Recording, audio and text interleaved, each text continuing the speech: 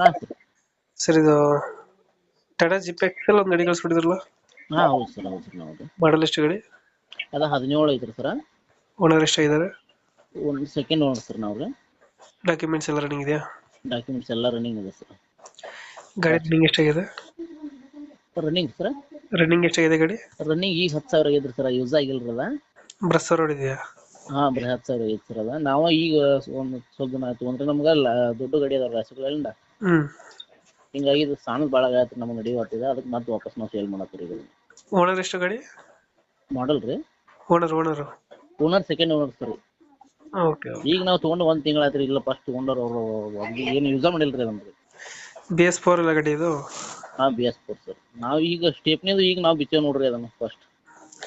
ಎಷ್ಟು ಕೊಡ್ತಾರೆ ಮೈಲೇಜ್ ಗಾಡಿ? ಮೈಲೇಜ್ 25 ಮಟ್ಟ ಕೊಡ್ಬೋದು ಸರ್ ಅದು. 25 ಕೊಡುತ್ತೆ. ಹಾಂ ಸರ್. ಎಕ್ಸ್ಟ್ರಾ ಫಿಟ್ಟಿಂಗ್ ಏನು ಮಾಡಿಸಿಲ್ಲ ಗಾಡಿಗೆ? ಏನಿಲ್ಲ